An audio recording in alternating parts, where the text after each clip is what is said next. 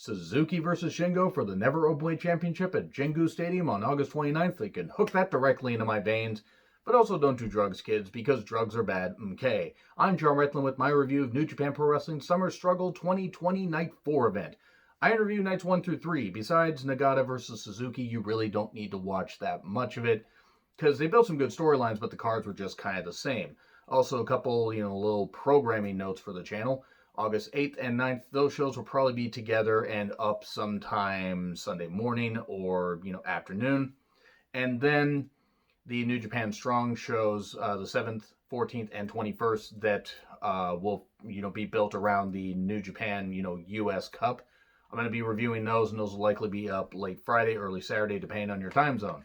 So, as for this show, built around the Never Openweight six-man tournament, showcase, which is good. They need to drum up some interest in those titles. 6-match card, and we have Gabriel Kidd versus Yuji Nagata. Gabriel Kidd got him some shots. He's going to be a big star, but a crossface from Nagata taps him, and there we go. That's your lot. Taguchi and Yota Tsuji versus Tenzan and Master Wato. Master Wato, who's fine. He's fine. He's fine in the ring. Don't like the gimmick. It's just there. It's just it's a gimmick that almost seems like it would be. It's like it's ripped out of one of the lesser characters of an anime. He just looks silly. He can wrestle, but it is what it is. He hits a spiral tap on Yota Tsuji and gets a victory 1-2-3. Match is fine. Goto, Ishii, and Yoshihashi versus Makabe, Honma, and Kojima. Honma should not be wrestling. He just shouldn't.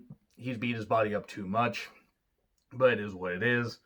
I can never get tired of watching Ishii wrestle. And then a sleeper into a roll-up from Goto 1-2-3. So there you go. Then they do the sanitizing, which I think they should continue. I think the sanitizing would be a way to, A, show that they care about the wrestlers and also care about the fans. And it's like, hey, it doesn't really take all that long. I think it's like maybe, 8 minutes? Maybe. It may not even be that much.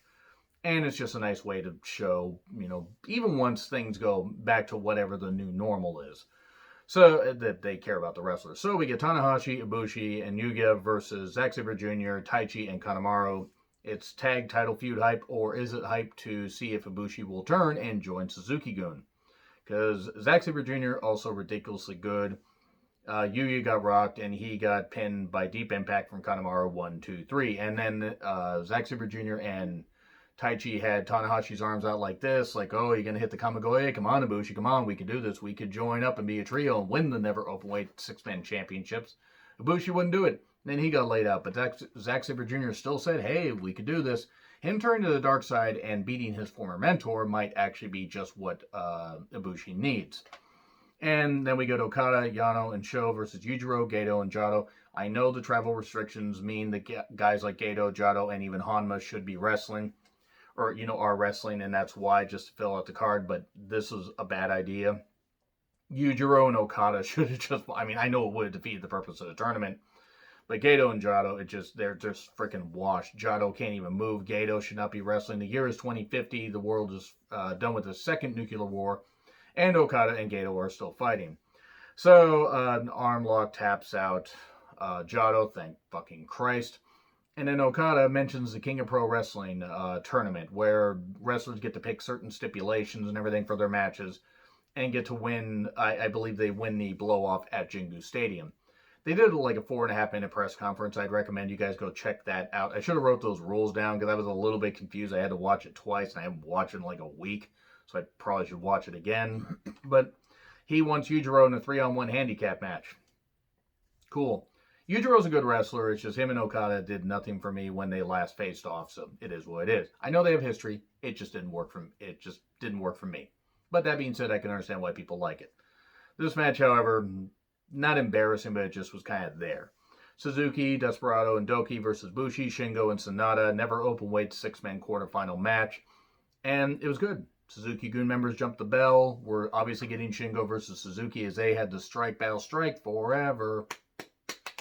And everybody else got a chance to shine. Doki is a good wrestler, but he is obviously the job guy of the group, and eventually he tapped out to Skull End, because of course he fucking did. And then Suzuki had the Never Openweight Championship, and Mr. Shingo, hey, come get your belt, come on, let's have a scrap. There we go. They're going to have that match at Jingu Stadium, which is good. I want to fucking see that match. This show, however, You could watch it and it's enjoyable, and it's less than 2 hours from bell to bell basically. So yeah, definitely worth checking out. But once again, I will be doing the August 8th and 9th shows together, unless I just simply can't sleep. New Japan Strong, those will be coming at you every late Friday night, early Saturday morning. Anyway, agree, disagree, what I said, like, share, subscribe, Twitter handle in the description. I'm John Ritlin. I'll see you soon.